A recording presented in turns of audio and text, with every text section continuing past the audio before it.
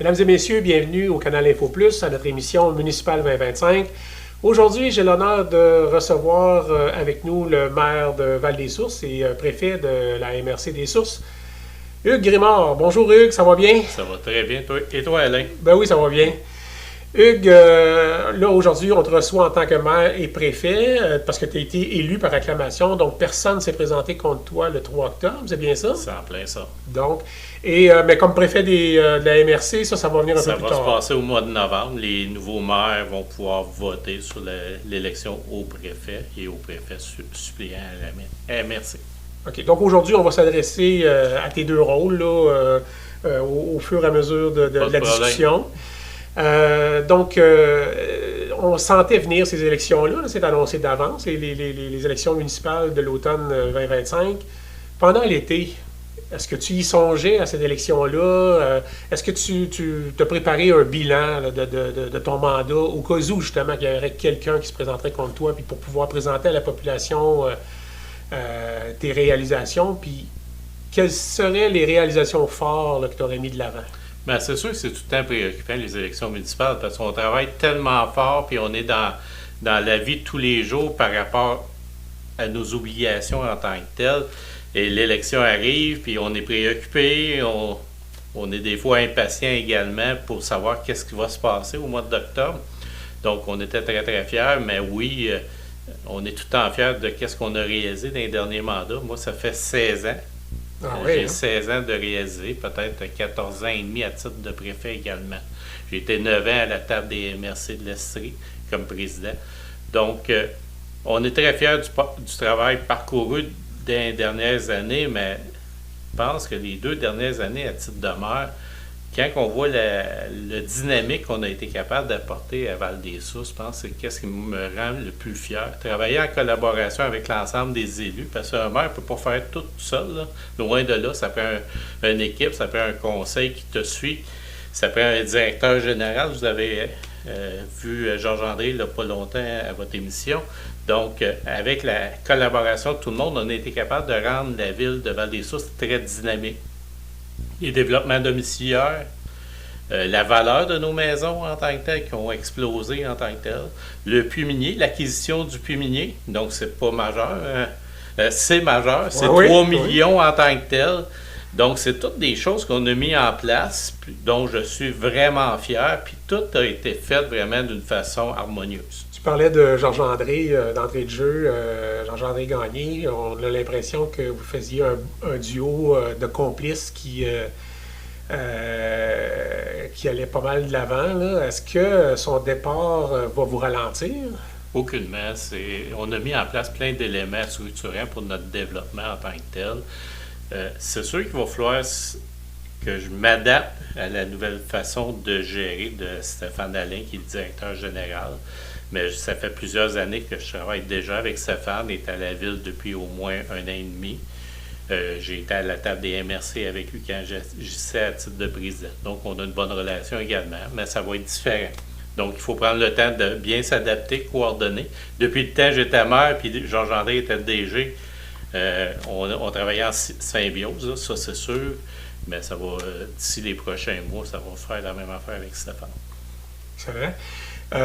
Dans un mandat, là, on a parlé des réalisations fortes, les choses qui ont bien été.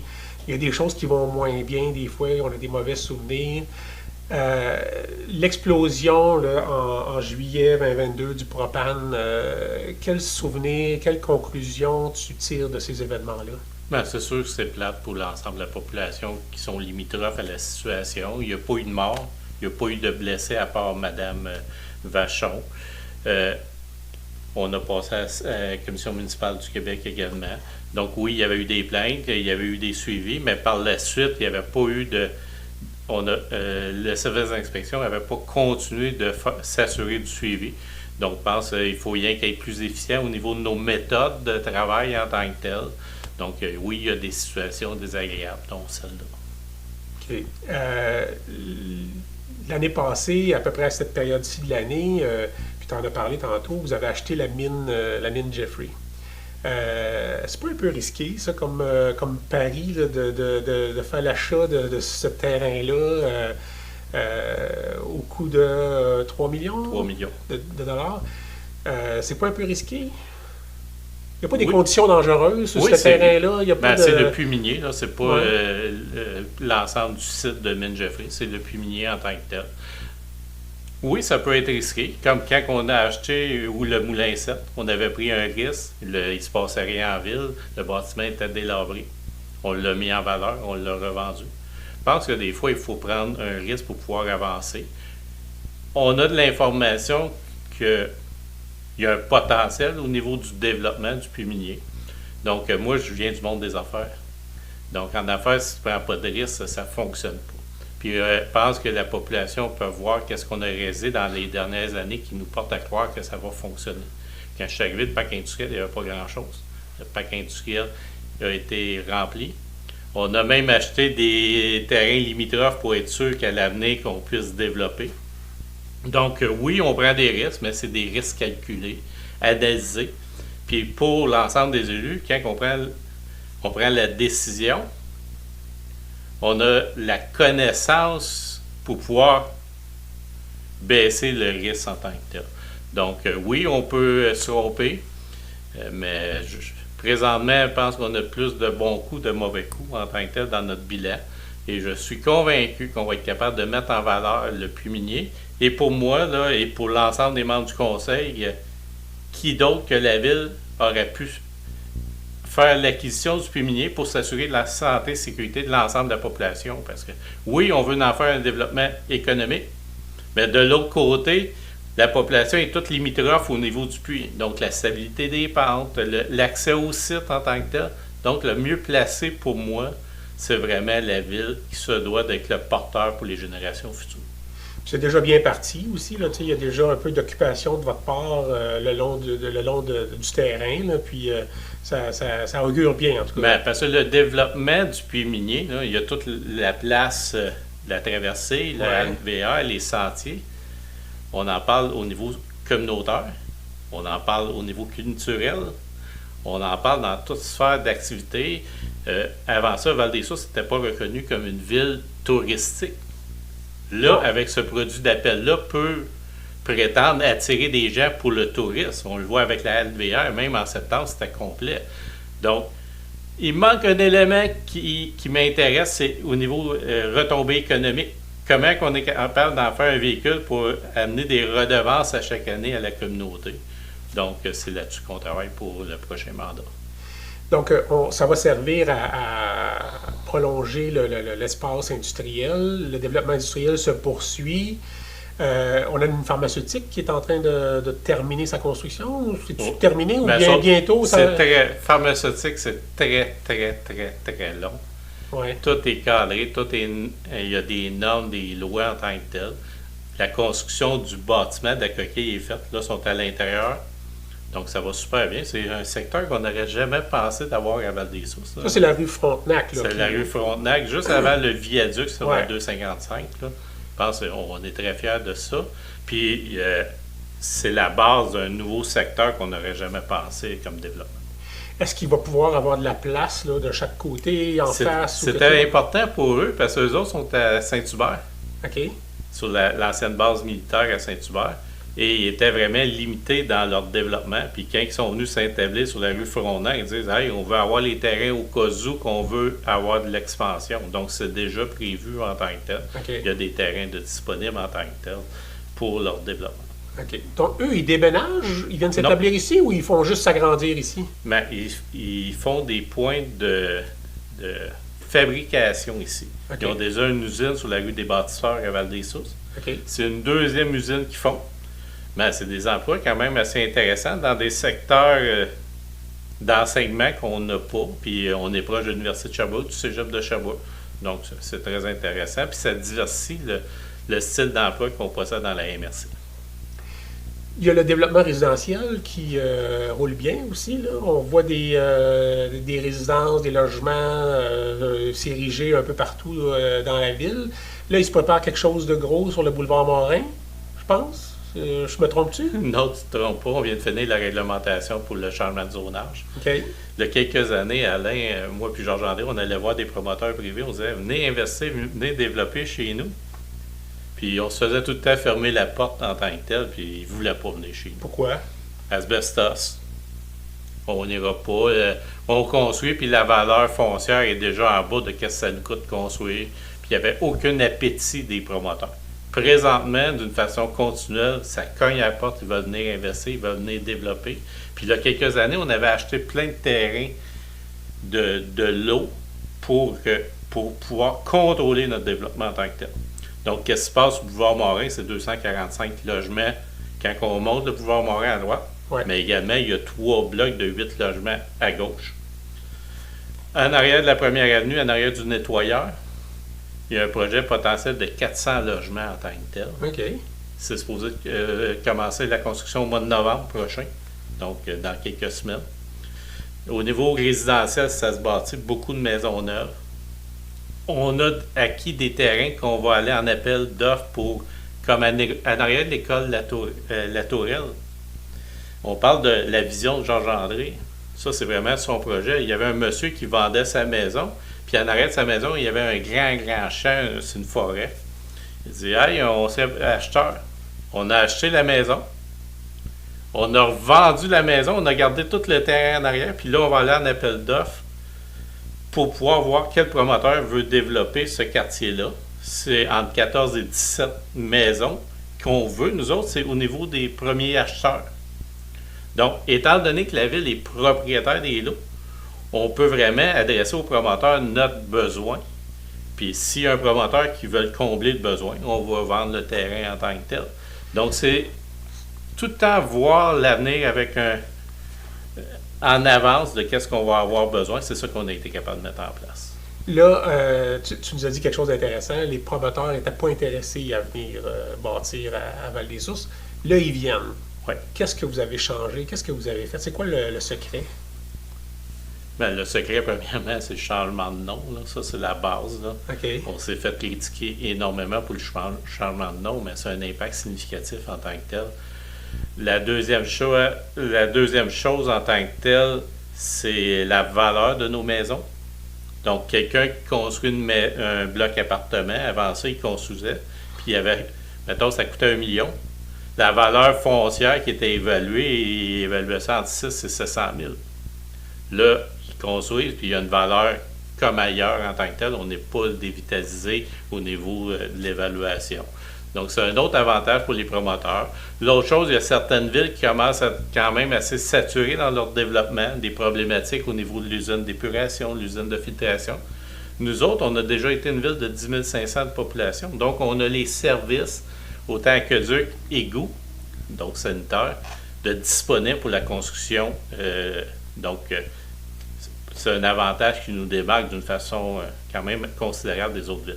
Oui, parce que vous n'avez pas besoin de refaire des investissements. C'est déjà Notre usine d'épuration, notre usine de filtration, on investit à chaque année pour la maintenir, mais on n'a pas à l'agrandir en tant que tel. OK. Il y a eu tout un conflit au niveau de la réglementation de l'abattage des arbres dans la dernière année là, ou les dernières années. Ça vient de se régler, si je comprends bien. On a vu le président du syndicat des forestiers là, venir vous remercier la semaine passée. Il était quand même content, le monsieur. Oui, il était content. Il est venu vous remercier. Comment ça qu'on s'est embarqué? On s'est-tu embarqué trop vite dans ça? On n'aurait pas dû consulter ces gens-là dès le départ? Bien, on l'a fait. La loi nous oblige d'avoir une procédure. Il y a eu des consultations d'un cheminement qui a duré 2 ans en tant que tel. Pourquoi on s'est allé dans un conflit? On les a pas écoutés? Ou... On les a écoutés, mais à un moment donné, il faut que l'écoute soit des deux côtés en tant que tel. Eux autres, il y avait des besoins. Nous autres, on avait des besoins. Puis personne ne voulait déroger de leurs besoins de base en tant que tel. Donc, peut-être qu'on comprenait mal les besoins du syndicat, mais peut-être que le syndicat comprenait moins les besoins de la MRC également. Donc, la fermeture était des deux côtés. Même si on aurait continué à discuter pendant des mois, la fermeture était là d'une façon inébranlable en tant que telle. Donc, à un moment donné, pour moi, c'est pas... il n'y a pas un joueur, parce que dans les consultations, il y a plusieurs joueurs. Il n'y a Ouais. pas rien qu'un joueur. Au niveau du bois, là, il n'y a pas rien que le syndicat qui existe. Il y a plusieurs joueurs. Donc, on travaillait avec l'ensemble des joueurs, mais il y a un joueur qui était plus difficile en tant que tel, qu'on était plus loin au niveau de nos besoins. Donc, pour moi, ce n'est pas un joueur qui va décider pour l'avenir d'un secteur d'activité, c'est l'ensemble des joueurs en tant que tel. Donc, on a tenu notre bout. Eux autres, ils ont tenu leur bout. Ça n'a pas été facile. Et à un moment donné, on a affaire à une médiation avec quelqu'un qui connaît le secteur, puis qui est un ingénieur forestier, qui a été accepté des deux parties, puis on s'est rencontrés à quelques reprises en tant que tel. Ça n'a pas tout le temps été facile, loin de là. Mais je pense qu'à un moment donné, on a été capable de comprendre leurs problématiques. Ils ont été capables de comprendre qu'est-ce qu'on avait besoin. Et je pense qu'on a l'ingénieur, le médiateur ingénieur nous a amené des belles solutions que notre bord, on n'avait jamais pensé. OK. Donc, en se parlant, on a été capable de le régler, puis je pense que c'est vraiment intéressant pour les deux parties en tant que tel. Puis là, présentement, on a une collaboration exemplaire du syndicat pour promouvoir le règlement, promouvoir qu'est-ce faire attention, les enjeux qu'on a, diffuser de l'information. Donc, c'est une collaboration qu'on n'avait pas avant. Donc, pour moi, oui, ça a été difficile, mais j'en sors grandi de l'expérience, premièrement. Deuxièmement, je pense que pour tout le monde, tous les partenaires, on a un règlement adapté pour le futur en tant que tel, parce que ce n'est pas nous autres qui avons décidé. Le gouvernement, avec leurs obligations, nous imposait dans les prochaines années de changer le règlement. Puis je sais que le syndicat, ça leur faisait peur, parce que le règlement qu'on a négocié va faire un petit peu de jurisprudence dans toutes les autres municipalités en tant que telles, dans les autres MRC. Donc, je pense qu'on a un règlement gagnant pour tout. Et que le président vienne reconnaître le travail qu'on a fait, l'ouverture qu'on a faite. Je pense qu'on était vraiment content du résultat final. Tout à fait. C'était la première fois que j'assistais à l'Assemblée de la MRC la semaine dernière. Je ne sais pas si je suis seul à penser que de plus en plus la MRC prend de la place dans nos vies, ça s'impose de plus en plus de pouvoir, plus de choses qui se réalisent par la MRC. Je ne sais pas si c'est une nouvelle perception ou si c'était toujours comme ça et je ne m'en étais pas rendu compte. Ben, je pourrais répondre à la première question, okay. Parce que rien que mettre la base en tant que telle, oui, la MRC prend de plus en plus de place dans nos vies. Mais c'est pas parce qu'on veut prendre de plus en plus de place, c'est des responsabilités gouvernementales qui nous sont imposées en tant que telles. Il y a de plus en plus de dossiers qui sont confiés par le gouvernement, puis la réglementation, les demandes, ça n'arrête pas de rentrer. C'est incroyable. Donc, la pression gouvernementale qui envoie d'un autre lieu de gouvernance en tant que tel. Donc, oui, tu n'as pas imaginé ça. C'est de plus en plus le cas d'une façon régulière que le gouvernement nous délègue des compétences de plus en plus importantes. Parce que je pense que, tu sais, il n'y a pas si longtemps, là, ces réunions-là, personne n'y allait. Là. Je ne sais pas si ma perception encore là est bonne ou pas, mais là, de plus en plus, les gens assistent à ces réunions-là puis ils sentent l'importance d'aller voir qu'est-ce qui se passe. Mais je pense que c'est simple d'assister au conseil de la MRC, mais dans leurs conseils municipaux aussi, c'est important pour avoir l'ensemble de l'information, la bonne information aussi. Donc, je pense que c'est important que la population y participe. Oui. Et là, on sent, moi, en tout cas, j'étais là dans le début de l'Assemblée, il y a une période de questions, puis on sent beaucoup de questionnements sur les éoliennes, la régie de l'énergie qui s'en vient, qui est en train de s'installer. Puis j'ai l'impression, c'est un peu malaisant tellement les gens ils se présentent là, puis en tout cas, ils semblent pas être entendus ou écoutés, donc ils arrivent là en se bombant le torse, en essayant de vous convaincre de les écouter. Puis vous autres, vous essayez de leur montrer que vous allez de l'avant, que vous êtes décidés dans votre approche, vous savez où vous en allez. Il n'y a pas un lieu d'avoir une meilleure discussion? La discussion, Alain, on l'a faite depuis des mois en tant que tel. On a même fait un forum sur la transition énergétique. On a fait des tables sectorielles en tant que tel. On a fait des sondages. On a fait plein d'activités. On a fait sur notre page Internet de la MRC, on donne plus d'informations. Toute l'information au niveau des énergies renouvelables est là en tant que telle. Oui, mais Hugues, les gens, là, ils ont encore plein de questions. On dirait que les questions ne sont pas répondues. Ou sont... Les questions sont... souvent, les questions, c'est les mêmes qui reviennent à chaque conseil de la MRC également. Là, on a un nouveau élément au niveau de la régie de l'énergie. Puis, on peut donner de l'information, mais il y a de l'information qu'on ne peut pas donner en tant que tel. Donc, c'est comme dans tous les dossiers en tant que tel. C'est pas parce qu'on veut... beaucoup de termes qui reviennent dans la campagne électorale. On voit à Sherbrooke, de Drummondville, Victoriaville, hey, on veut que ça soit transparent, on veut que ça soit... Mais de l'information qui est confidentielle, que le dossier est en train d'être monté en tant que tel, qu'on ne peut pas donner, comme tu as déjà été en entreprise privée. Oui. Quand tu as monté ton plan d'affaires, tu n'as pas été dire à tous tes clients c'était quoi ton plan d'affaires. Donc, c'est un élément qu'on doit travailler. Et puis lorsque le dossier sera complet, parce qu'on est les énergies renouvelables, là, on est en compétition avec d'autres territoires qui veulent avoir des énergies renouvelables. Comme là, Hydro-Québec est en appel d'offres pour les énergies solaires. Nous autres, on en veut, je l'ai dit, on en veut sur les terrains de Mine Jeffrey, du solaire. Sauf que je ne peux pas dire à la population c'est quoi le projet dans son ensemble. Parce que quand je vais déposer à Hydro-Québec, il y a d'autres territoires qui vont déposer aussi. Puis Hydro-Québec va faire son choix par la suite. Après ça, il y a toute une période d'acceptabilité sociale. Il y a des audiences publiques. Il y a plein de choses qui existent dans la procédure en tant que telle. Mais c'est pas parce qu'on veut cacher de l'information à la population, c'est parce que c'est... Mais les gens veulent être rassurés, là. Ils veulent pas avoir nécessairement une éolienne en face de la maison ou en arrière ou avec le son ou les inconvénients de ça.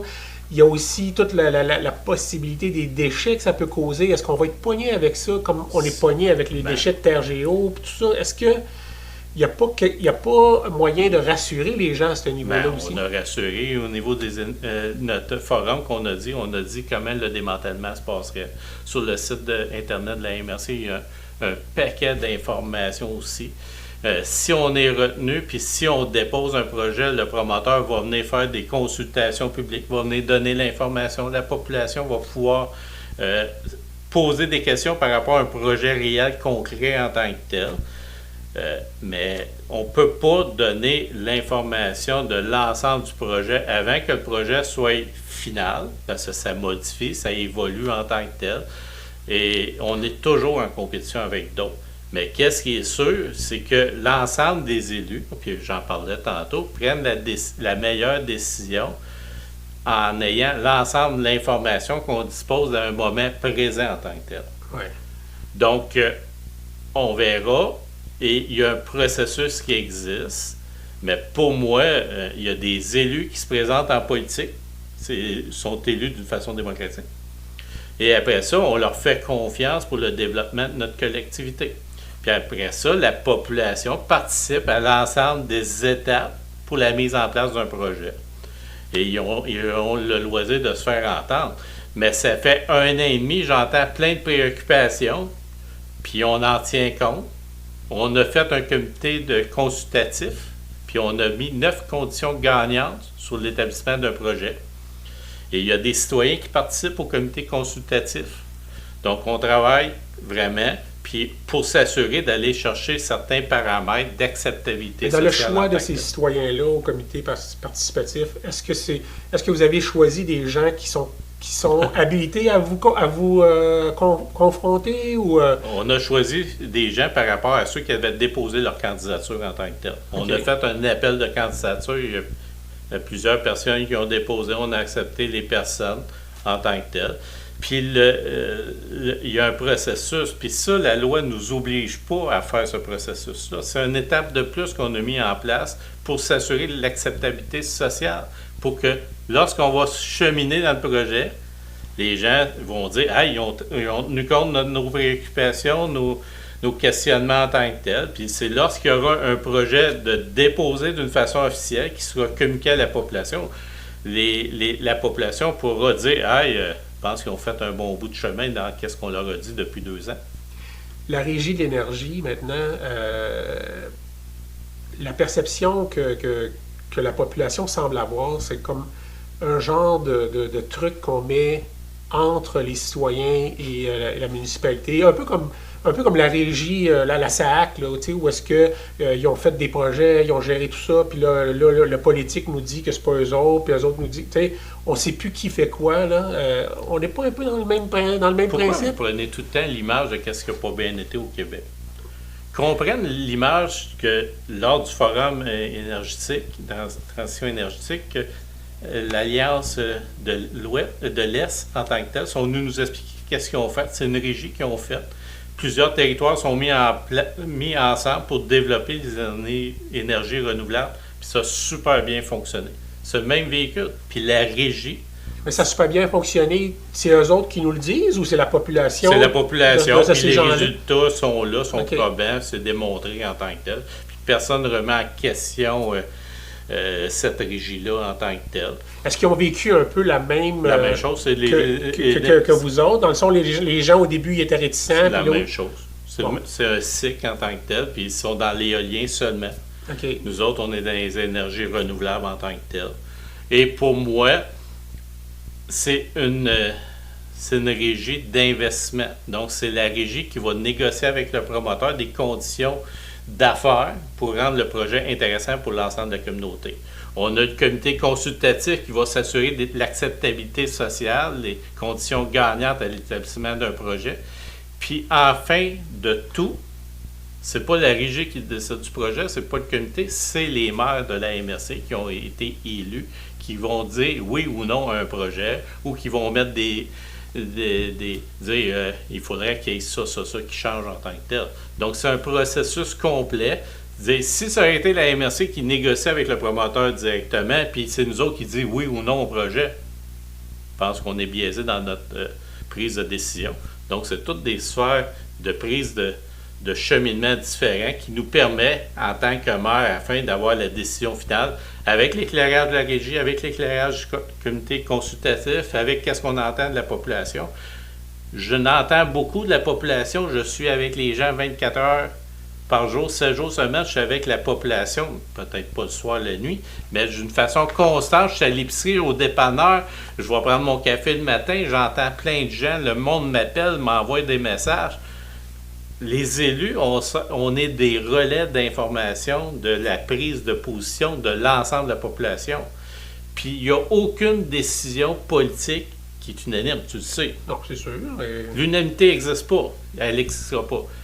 Quand on est élu, il faut gouverner pour la majorité en tant que tel. C'est quoi le bien collectif? Puis lorsqu'on prend la décision, on le prend avec l'ensemble de l'information qu'on possède en tant que tel.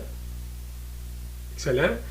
Maintenant, dans un tout autre ordre d'idée, on a parlé dans les dernières années, dans la dernière année surtout, d'une possible annexion des domaines de Danville. Je m'attendais de cette question-là. Ben oui, ben on n'a pas le choix. On est justement en sondage cette semaine auprès de la population. Qu'est-ce qu'ils en pensent? On n'a pas publié les résultats encore, mais je suis allé jeter un petit coup d'œil ce matin. C'est quoi? Ça regarde pas bien. Ça regarde pas bien. Pour qui? Pour Danville ou Val-des-Sources? Pour Val-des-Sources. Mais on sent qu'il y a quand même de l'ouverture parce qu'on comprend les gens de ces domaines-là qui résident tout près de Val-des-Sources puis qui ils se sentent un peu plus... leur sentiment d'appartenance, on dirait qu'il est plus grand vis-à-vis Val-des-Sources que Danville. Puis les gens semblent comprendre cet aspect-là. Mais la perte financière de ces domaines-là pour Danville, ce serait catastrophique. Ben, puis, c'est l'enjeu. Pardon? C'est l'enjeu. C'est ça l'enjeu.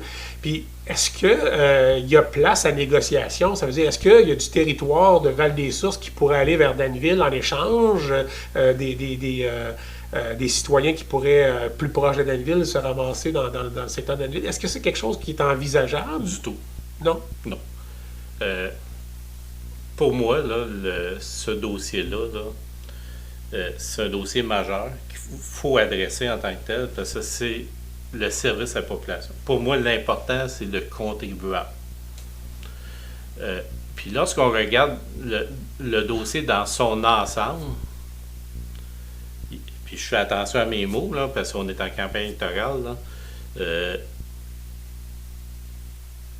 pense qu'il faut regarder l'ensemble de la desserte des services, l'efficience de nos services. Donc, ça n'a aucun bon sens. Les travaux publics de Denville montent à aller travailler dans le domaine plein air, mais rien que pour le déneigement.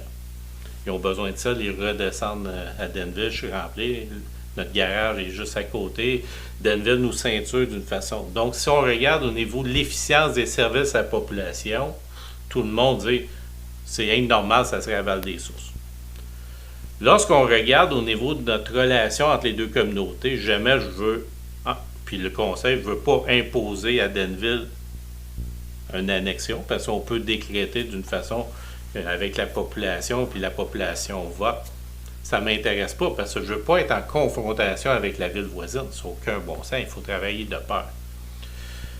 Donc, puis je comprends, puis l'ensemble des membres du conseil comprend également que c'est majeur comme richesse foncière. L'assiette fiscale est majeure pour Denville, puis on fragilisait le développement de Denville, ça c'est sûr. Donc, quand on regarde l'ensemble de la question, puis on l'a fait avec le conseil de Denville également, je pense qu'il faut premièrement mieux travailler ensemble. Je pense qu'il faut, d'une façon régulière, peut-être 2 fois par année, que les deux conseils s'assoient et dire comment on est capable de mieux desservir notre population. Le moyen de se rendre des services mutuels. Je pense que la base, là, lorsqu'on veut se marier, je pense qu'il faut commencer à se fréquenter. Je pense que c'est la meilleure. On l'a fait avec le service des loisirs. Là. On a une belle entente mutuellement, autant pour Val-des-Sources que Denville. Puis on va tous à l'école à Asbestos, à Val-des-Sources. À Val-des-Sources. Et pour moi, je pense que c'est ça qu'il faut faire, autant au niveau du déneigement. Puis là, présentement, dans la MRC, pas seulement avec Denville, on est en train de regarder au niveau de nos services d'incendie. Comment, avec toutes les nouvelles règles et obligations que le gouvernement nous pèle à chaque année de plus, comment on est capable de respecter les règles sans monter la facture à la gorge de tout le monde. Donc, comment on est capable de se partager les services. Donc, ça prend de l'ouverture des deux conseils. Chez nous, on en a. Denville, on a eu une très belle rencontre en tant que telle. Et je pense que c'est ça qu'il faut faire dans les prochaines années, parce que l'annexion de ce territoire-là, ça ne se fera pas à court terme. Parce que, oui, ça a un impact financier important pour la ville de Denville en tant que telle. Est-ce que ça nous mène à penser qu'il y aura une fusion éventuelle entre Denville et Val-des-Sources? Est-ce que c'est pas un peu inévitable? Un jour, on n'aura pas le choix. À court, moyen terme, oublie ça. Mais à court et moyen terme, on n'aura pas le choix. On peut commencer avec certains services, puis à un moment donné, je pense qu'on n'aura pas le choix d'avoir un volume intéressant, autant pour Val-des-Sources que Denville, de travailler d'une façon commune vers une fusion. Pas une fusion, mais un regroupement municipal, c'est plus positif en tant que tel. On s'appelle du côté négatif des fusions à l'époque. Là. Ouais. On n'est plus là. Il faut travailler ensemble pour vous. Pourquoi? Pour notre citoyen. Comment on est capable de mieux rendre service à la population? Puis on voit nos taxes municipales qui augmentent d'une façon constante, pas seulement à Val-des-Sources, à Denville, mais partout, depuis quelques années, les coûts ont explosé parce que le gouvernement nous refile des responsabilités qu'on n'avait pas avant. Les coûts de notre maison augmentent d'une façon rapide, mais au niveau public, les coûts explosent. Ça n'a aucun bon sens. Donc, ils nous mettent plus de responsabilités, plus de règlements. On n'a pas le choix de les appliquer. Les coûts augmentent. Puis nous autres, là, l'argent, on peut créer de l'argent avec des investissements qu'on fait. Sinon, on va la chercher dans les poches de toi, de tout le monde en tant que tel. Donc, on n'invente pas d'argent, là. Mais c'est les règles et obligations qui augmentent d'une façon exponentielle. D'entrée de jeu, tu nous as parlé de ta longévité en tant que maire, en tant que préfet. Tu as été à la table de la MRC, des MRC de l'Estrie. Tu es aussi au niveau des municipalités du Québec aussi. Fédération québécoise des municipalités. C'est ça, tu as un rôle à jouer aussi. Administrateur au niveau du conseil d'administration. À ce niveau-là. Octobre 2026, on s'en va en élection municipale. Est-ce que tu vas avoir le goût de te lancer? Octobre 2026? Octobre, municipal? Ouais, pas municipal, provincial? Provincial. Ouais. Est-ce que tu vas te lancer? Un de mes mentors m'a tout le temps dit de ne jamais fermer de porte au niveau en politique. Par contre, je peux vous dire, présentement, j'adore qu'est-ce que je fais. Je suis un passionné. J'ai encore de super de beaux défis à relever à Val-des-Sources. Puis présentement, je me consacre à 100% à ces défis-là. Oui, je suis interpellé d'une façon constante depuis quelques années à faire un saut en politique, mais présentement, je suis quand même assez désillusionné de ce qui se passe au niveau du gouvernement du Québec.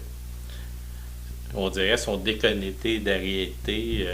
Ça ne sera pas plus facile les prochaines années avec les enjeux budgétaires qu'ils ont.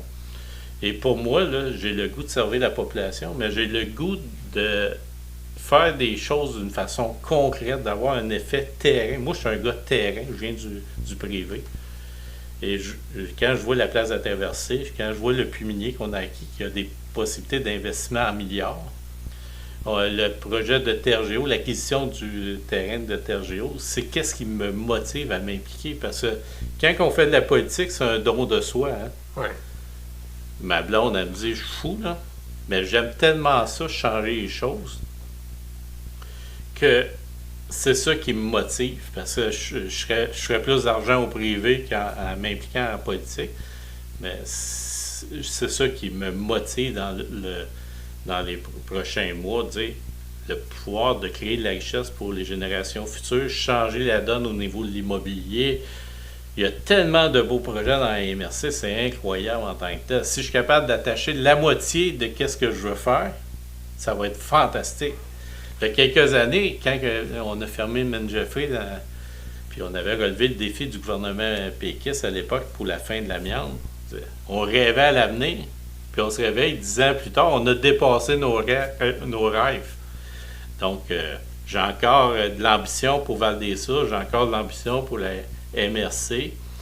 Puis je veux m'assurer d'être un leader de ma communauté pour les générations futures. Donc, je ne ferme pas la porte, mais les chances sont quand même très minces pour 2026. J'ai sauté par-dessus une question là, tout à l'heure. Les gens vont trouver que je saute un peu du coq à l'âne. Je reviens à la MRC, où est-ce que tu es préfet, puis il va y avoir élection du préfet. Il était question de lire le préfet au suffrage universel.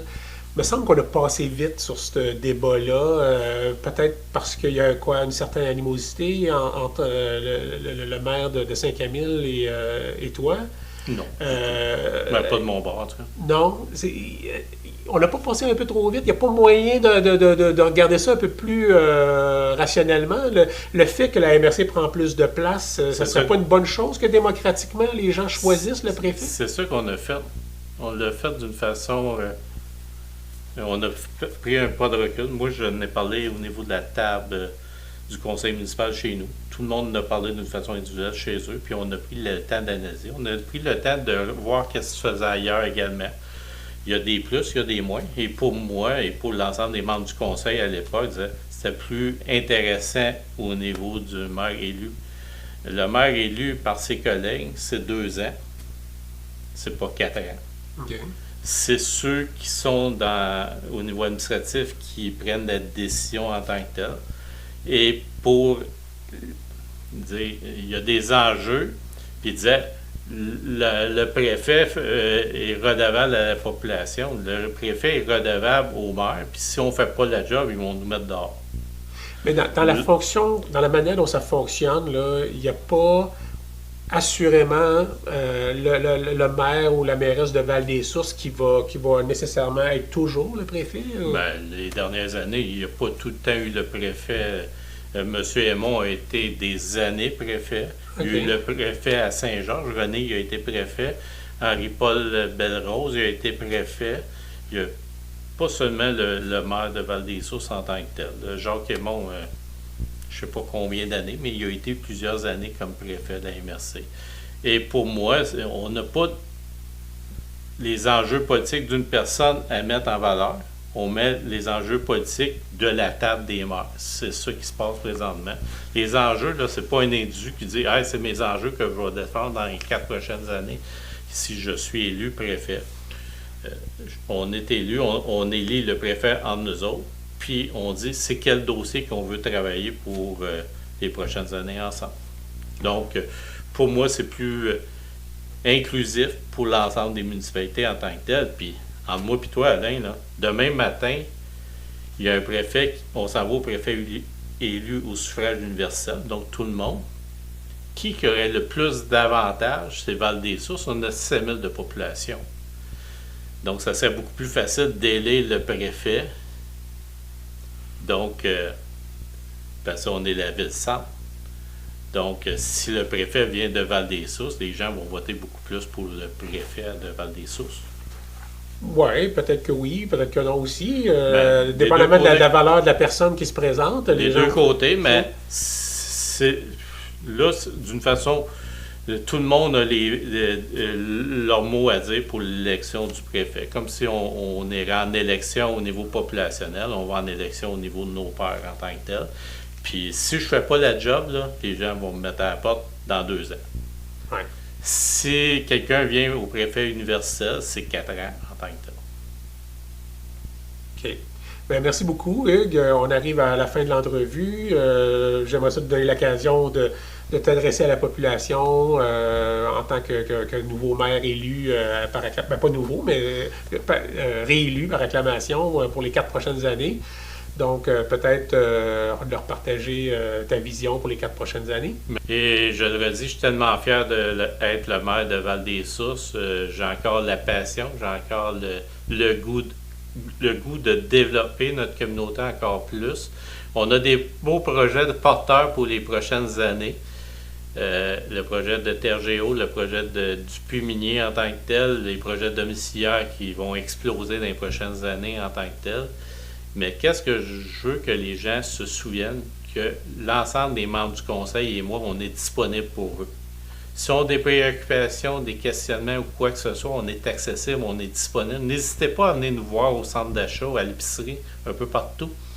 Donc, on est tout le temps là. Et même ma fille, elle avait fait une note sur Facebook, dire félicitations, papa, puis je suis content, la population va avoir tes services. Puis elle disait, même papa répond à la population en vacances. Donc, je suis toujours disponible. Ça me fait toujours plaisir d'être à votre écoute. Peut-être que je n'ai pas l'ensemble de l'information, mais on va travailler pour l'obtenir puis vous la donner. Donc, les membres du conseil et moi, on va travailler pour vous dans les 4 prochaines années. Soyez convaincus de ça. Donc, merci à vous tous. Merci beaucoup, Hugues. Ça a été un plaisir. Ça me fait plaisir.